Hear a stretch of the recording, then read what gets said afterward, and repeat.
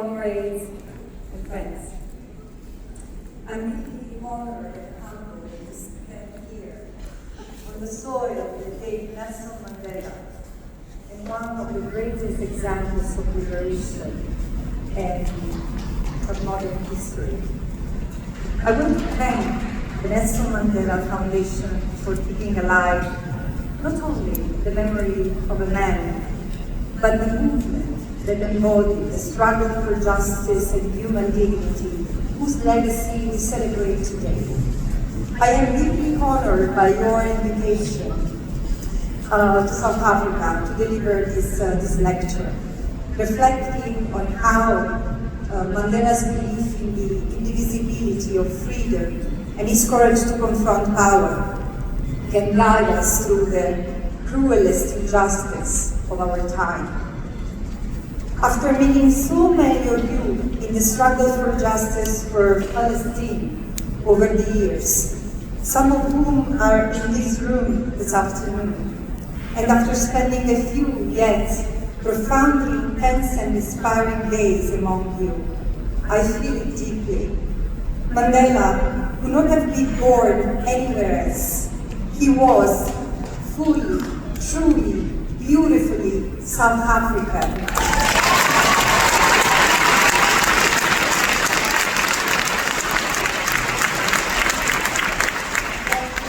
There is so much of him in so many of you that it cannot be just a coincidence. To invoke Mandela's name is not canonizing him, but to awaken his unfinished struggle within each of us. His legacy invites us to embrace memory not as nostalgia, but as awareness and resistance. His life, not a statue of memory, but a living compass pointing us toward justice, and his lessons endured. The struggle for freedom is never the burden of one person alone, but like the grammar of power, turning domination into dignity, marking a decisive and historic step in the decolonization of this continent. His life, as well as his words, teach that justice knows no border, and our freedom is bound to the freedoms of those still denied us. That conviction remains our moral compass today, carried by South Africa, by others in the global South. We should call it global majority. And by the young voices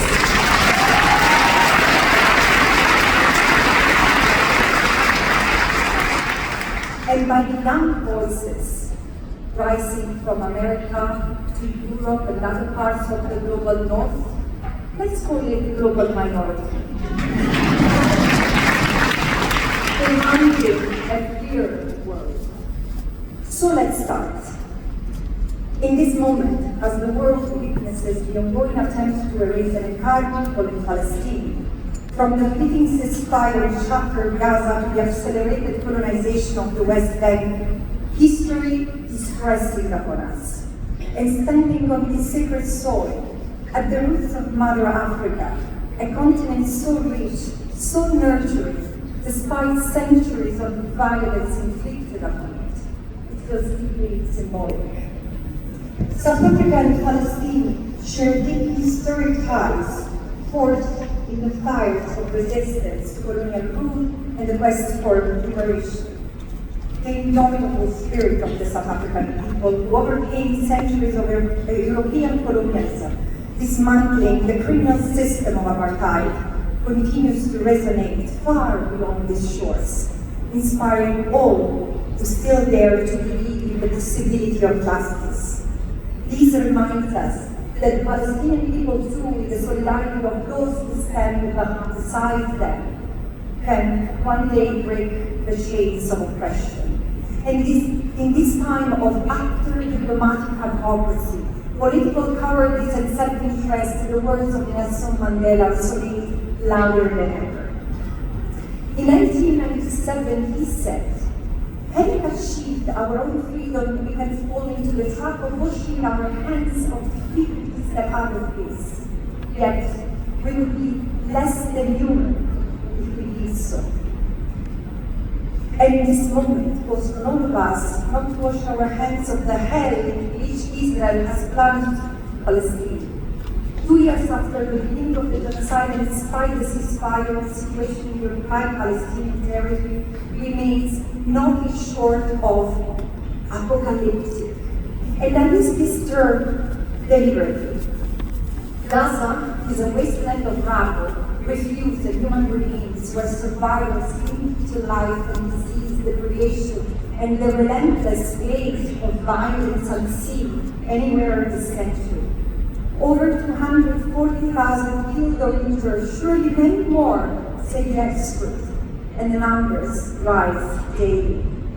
Entire neighborhoods obliterated, families returning to ruins only to uncover bodies of their loved ones in the rubble, city blocks lying in dust, clean water scarce, food nearly non-existent, medicine and electricity critically short, prisoners tortured and raped, bodies mangled, desecrated, and left in the streets, homes and memories destroyed, intimate lives violated, populations forcibly displaced times and times again, across a territory rendered uninhabitable, with nowhere to flee and nothing to return to.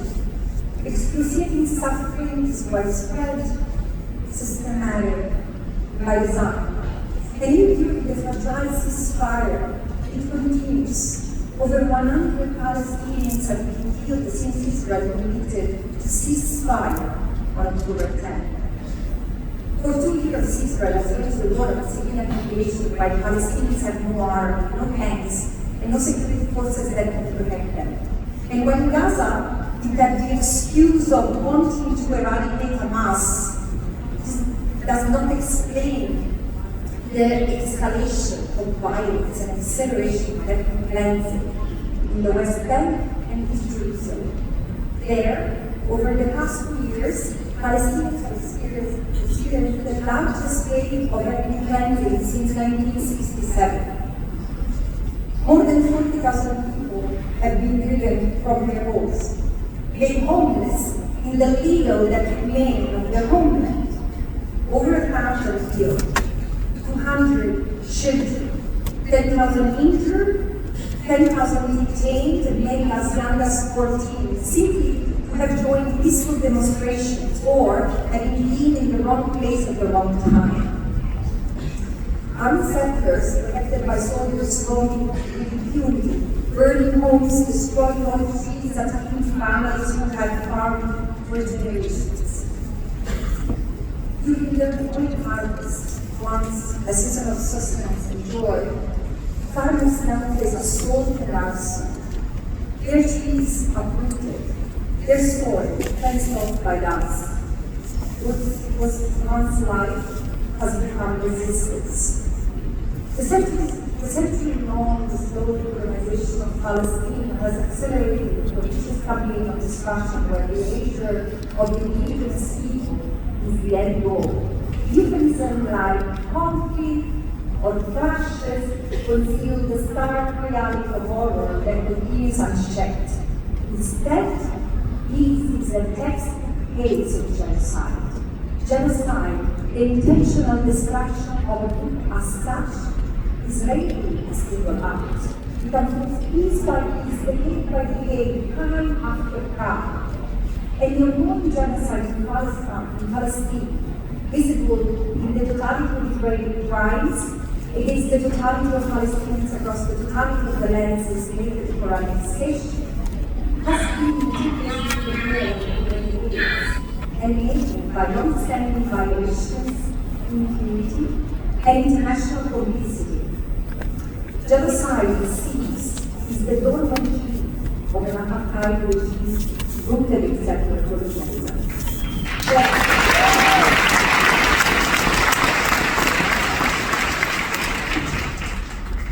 But apocalypse, deriving from the Greek apocalypsis, originally means to reveal, to uncover.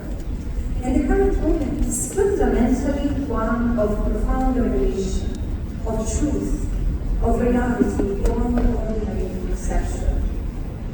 The sacrifice of Gaza happening under our watch forces us to confront the system we live in, the horrid, brutal reality we are all part of, the truth of who we are as individuals, as communities, as states, as institutions, and compels us to choose between courage and principles or cowardice through acceptance.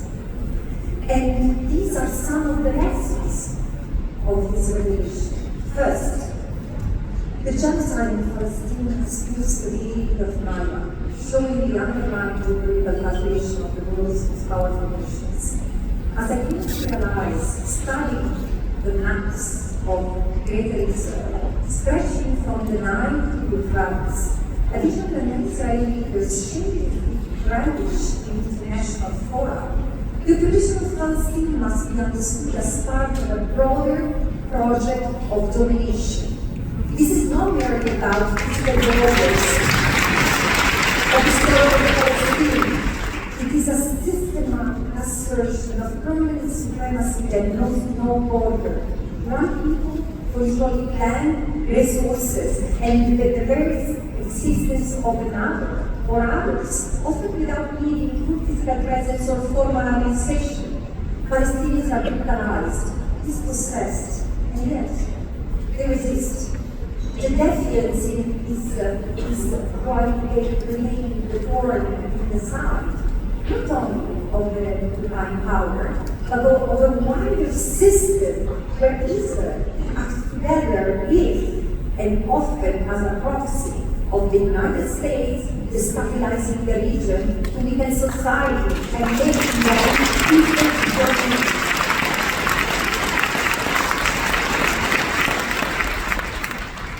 This project is already happening, and the Muslim conflicts that have been brought by the United States, Western allies, and some Arab allies against the peoples in the region speaks to that.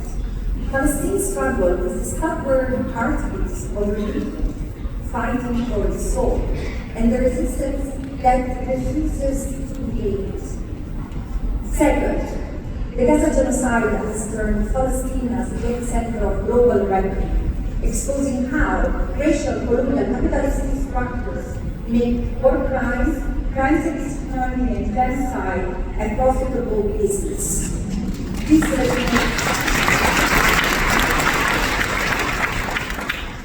resonates with the experience of colonized populations worldwide for centuries. For generations, Palestinians have been turned into a testing ground for weapons and surveillance techniques, providing boundless supply and demand, legal oversight, and zero accountability. Too many influential corporate entities have profited freely. And this explains how, while Palestinians have been killed and maimed in the thousands every fortnight for the past 2 years, Tel Aviv Stock Exchange kept soaring, growing of 113% and amassing $226 billion in market gains in only the first 18 months of the genocide. And companies have turned over new record profits by equipping Israel with cutting-edge weaponry that has obliterated virtually the defenseless population in Gaza.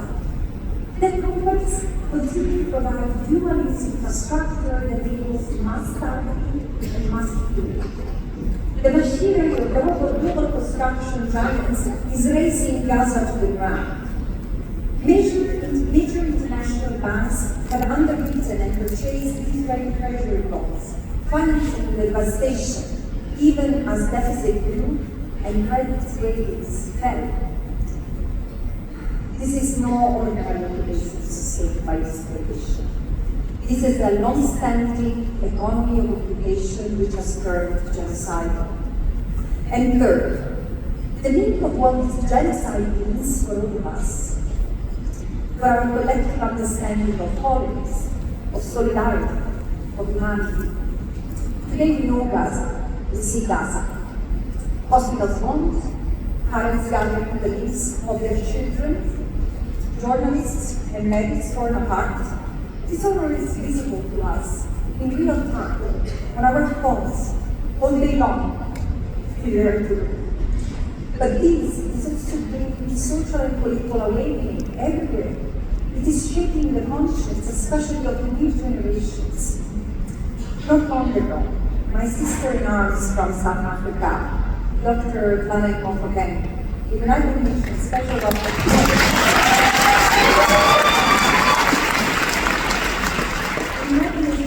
Rapporteur on the right to health told me, the wounds inflicted on the innocent ripple through every nation's soul. She was reflecting on the children from Gaza with me, but from her own experience of a child of apartheid South Africa. And this is true for every young soul beyond Gaza. For the youngest in this hyper-connected world, this genocide is not history, but memory in the making. Those in Europe will not have the distance that my generation had, living about the Holocaust and engaging. They will stop it. Nor can we hide behind the excuse of ignorance, as some did during the Rwanda genocide or the genocide in Bosnia. Or, as we in the West have done, cocooning ourselves into collective amnesia vis-à-vis our history of 500 years of colonial crimes.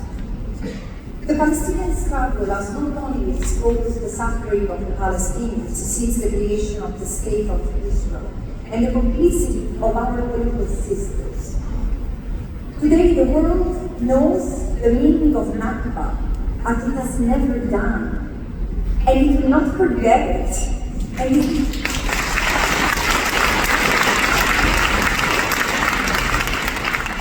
this is increasingly recognized as interconnected with injustices across the majority, the global majority, where economic structures of dispossession remain intact after colonial powers were expelled. And in the global minority as well, where those protesting genocide face fierce repression because the profiteers of the genocide, who are the same who keep seeing misery here in South Africa, as in Congo, as in Sudan, and increasingly across Europe and the United States as well, are those who want to keep operating without disruption. And perhaps this explains why, across Europe and beyond, people today march with banners that read, "We wanted to save Palestine, but Palestine is saving us."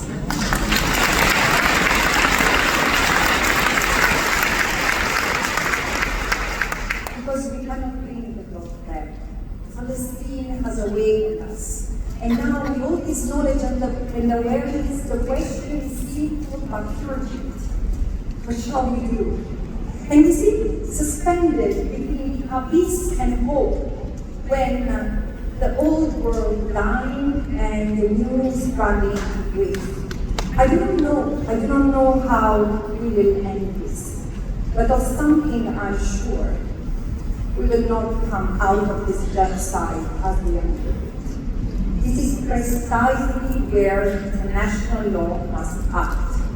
Supporting Palestinian self-determination is not an act of charity, it is a binding obligation on all states.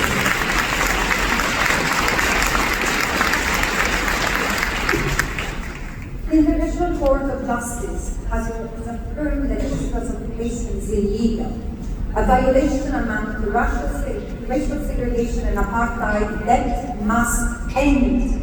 Troops must be withdrawn, colonies dismantled, resources given back, offer a complete reparations offer, and the right to return of the refugees must be realized.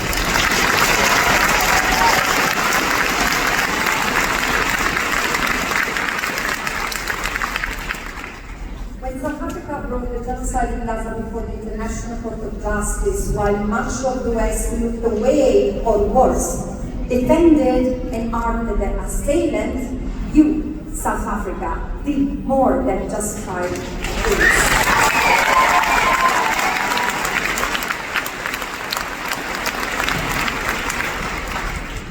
You opened the door for other